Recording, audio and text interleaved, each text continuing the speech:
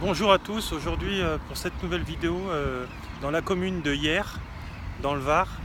Je suis à côté des Salins. Comme vous pouvez voir derrière moi, c'est une réserve naturelle. De temps en temps il y a des flamants roses qui viennent s'y poser pendant la période de migration, etc.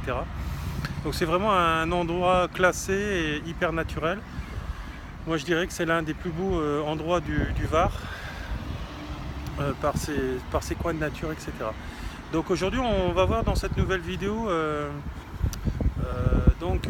un sujet qui est important, c'est sur la communication, notamment au niveau du couple.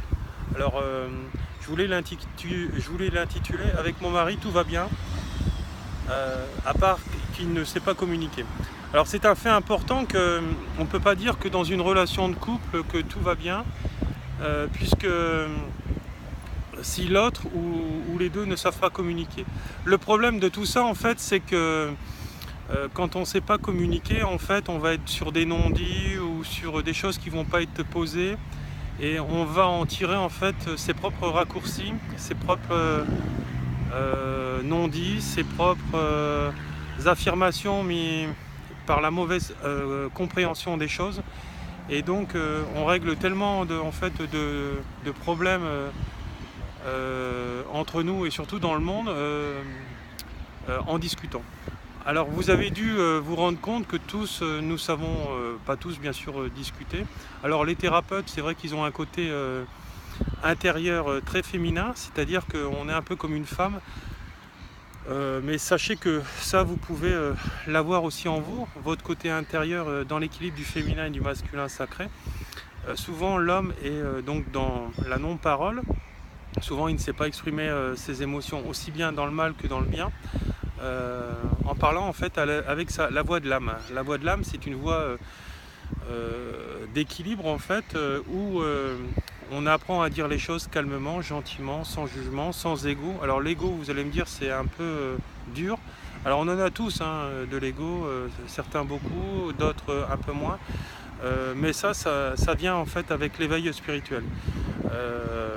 Et après, quand on atteint les consciences supérieures de la pleine conscience, là on est dans la sagesse. On a toujours un petit peu de l'ego. Après, vous savez, ça, ces mesures graduelles ont été posées en fait par le cartésien et par l'homme. Ce qui compte, c'est faire les choses avec son cœur. Alors, comme je disais précédemment, si vous ne savez pas en fait exprimer vos émotions, votre ressenti, la mauvaise compréhension de ce que votre femme ou votre mari a pu vous dire, souvent vous vous rendez compte que intérieurement ça ne va pas. Vous pouvez bouillir à l'intérieur. Souvent ça part en engueulade parce qu'en fait la femme elle est sur Mars et l'homme sur Vénus. Il y a quelques années il y a eu une pièce de théâtre et un bouquin qui est sorti là-dessus, et c'est tout à fait le cas en fait.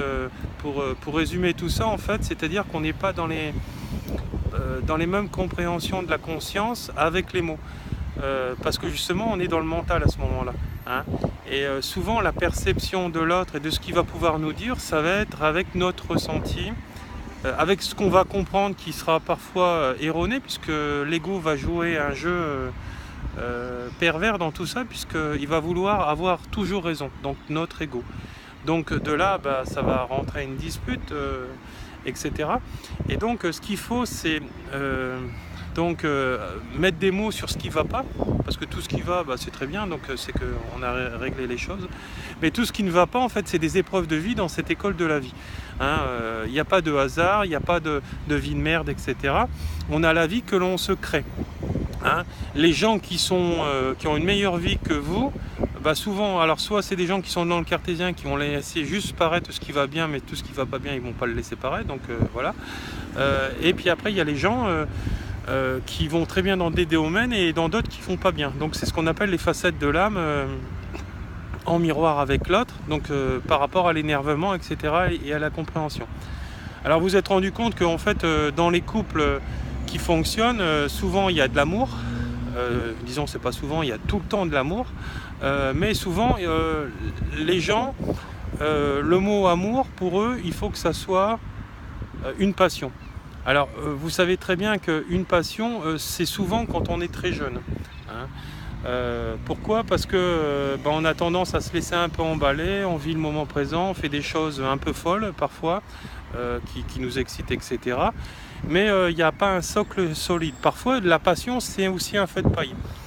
Donc, qui monte très vite et qui redescend aussi brutalement.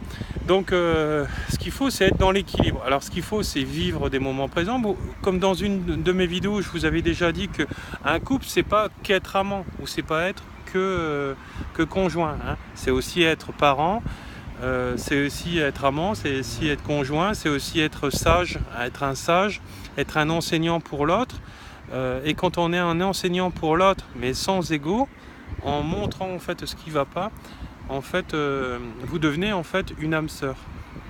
Et l'âme sœur en fait va vous aider à, comme je disais, à régler ce qui ne va pas chez l'autre. Et surtout, c'est l'autre qui va vous montrer la plupart du temps quand vous ne le voyez pas, ce qui ne va pas en vous. Dire voilà, tu vois, il te reste encore à travailler ça, mais pas de jugement, pas d'ego. Si par contre l'autre en face ricane, dire voilà, toi tu as encore un ego très démesuré, etc. La personne en face qui vous relate ces faits, ça veut dire qu'elle en face aussi a un ego démesuré. Donc tout vient aussi de la matérialisation par les mots, par la pensée, de ce que les autres vont pouvoir vous dire. De toute façon, si vous êtes critiqué, jugé, etc., dire voilà, toi tu as encore un ego géant, énorme, etc., la personne en face de vous, elle a exactement le même ego que vous. Hein. Donc c'est pas pour rien que vous êtes attiré. Alors c'est certes, vous avez des facettes dans ces contextes-là qui vont mal avec l'autre, mais il y en a aussi d'autres de très belles. Voilà, donc ce qu'il faut, c'est qu'il y a un maximum de facettes avec l'autre qui fonctionne. Et aussi dans le couple, une part importante que j'avais oublié de dire dans les facettes, c'est qu'on est aussi les meilleurs amis. Hein, dans la vie de couple. Voilà. Alors j'entends souvent dire des gens, c'était surtout sur mon lieu de travail ou avec les gens d'avant, hein, quand j'étais fonctionnaire, qui disaient oh mon Dieu, faut que je rentre, je vais encore voir mon conjoint, etc. Quel malheur, etc.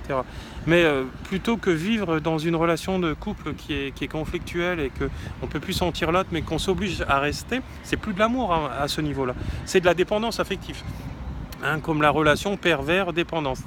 Donc, arrivé à un moment, il faut savoir se remettre en question quotidiennement, etc., en écoutant l'autre. Et quand on est attaqué par l'un ou par l'autre, dans quels que soient les niveaux que ce soit, il faut rentrer dans cette conscience supérieure et dire voilà, est-ce qu'il a raison, est-ce qu'il a tort?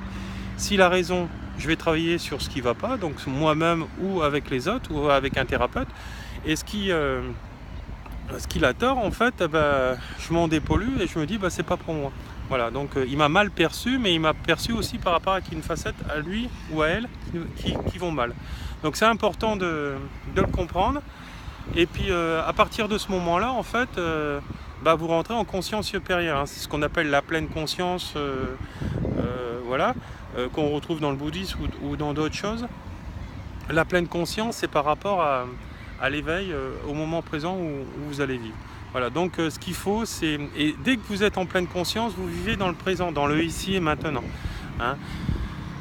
Voilà, donc dans une autre vidéo, on avait vu qu'en fait de compte, souvent les psychoses, les phobies, etc., les peurs de toutes sortes, faisaient référence à un moment donné entre le passé et ce futur dans lequel on était, mais on n'était jamais dans le présent. Et vu que le cerveau ne sait pas dissocier le réel de l'imaginaire, il allait chercher ce qu'il connaissait. Donc souvent il va aller chercher dans le passé. Donc c'est pas souvent, c'est surtout quand on n'est pas dans l'éveil ou quand on débute cet éveil, on va chercher les références du passé en disant Satan, il va m'arriver ça. Donc c'est comme ça qu'on devient hypochondriaque. Hein. Je viens saigner de la bouche, je vais avoir le cancer, etc. Voilà. Donc c'est un amalgame, une association de le sang dans la bouche. Donc j'ai un cancer forcément intérieur. Donc voilà. Donc c'est qu'une fabulation de tout ça. Donc il faut juste en prendre conscience et après lâcher. Alors pour les gens qui sont en fait pas formés aux énergies, le Reiki, le chamanisme, etc., Ce qui est important, c'est qu'ils apprennent à lâcher donc leur colère eux-mêmes, des peurs, hein, c'est ce que j'enseigne à mon cabinet, en déplacement, au séminaire, etc., dans mes formations, et aussi la colère et les peurs. Hein, d'une méthode ordinaire que nous-mêmes, on reprend en contact avec notre enfant intérieur, qui est la clé du bonheur, hein. C'est celui qui aime danser, c'est celui qui aime jouer avec ses petits-enfants, être avec son compagne, pas forcément être sérieux, etc. Et revenir un enfant. Alors souvent les gens ils sont dans le sérieux. Alors sérieux, quand vous décomposez le mot, c'est serré. Hein, c'est les gens qui sont toujours en costume, qui ne savent pas alimenter les autres facettes de leur âme et qui veulent tout le temps être sérieux, même en vie de famille, au boulot. En fait, il n'y a jamais une déconnexion. En fait, c'est pour ça qu'en fait, ils atteignent jamais la pleine conscience et ils sont jamais heureux. Donc le bonheur, pour eux, ils ne connaissent pas. Pour eux, le bonheur, c'est l'argent, le bel appartement que je peux avoir, voilà, la belle maison, les beaux costumes, etc. C'est que le matériel. Mais le bonheur, il se vit d'abord intérieurement. Voilà, donc c'est important de le comprendre. Donc ce qu'il faut, c'est apprendre à parler, à conscientiser. Et comment apprendre quelqu'un à parler, à tout verbaliser, son conjoint ou même quelqu'un de sa famille, c'est en lâchant ses peurs et ses colères avec les exercices que je donne. Voilà, donc en consultation, et j'essaierai d'en faire une vidéo, mais pour ça il faudra que je pose mon téléphone ou mon ordinateur quelque part, puisque ça demande une gestuelle assez importante, mais qui est facile pour tout le monde, hein. Voilà, c'est abordable pour tout le monde. Donc voilà. Et arrivé à ce moment-là, en fait, on commence déjà à mettre son pouvoir d'auto-guérison en soi-même, parce que nous sommes tous des chamans, nous sommes tous des guérisseurs en puissance, et nous sommes tous des médiums. Mais pour cela, il faut réouvrir son cerveau droit qui était endormi, parce qu'en fait, papa, maman, à l'époque, quand on était gamin, 4-5 ans, ils nous ont dit: tais-toi, sois sage, reste sur ta chaise, ne bouge pas, ne dis rien. Sinon, papa et maman vont plus t'aimer. Et à partir de ce moment-là, vous savez très bien que la relation avec les enfants, parce que moi j'ai 2 enfants, le pouvoir qu'on peut avoir sur eux. Hein, voilà. Et il y en a, ils s'amusent même à les priver, etc. Donc voilà, l'enfant, il est toujours plus ou moins intéressé à quelque chose.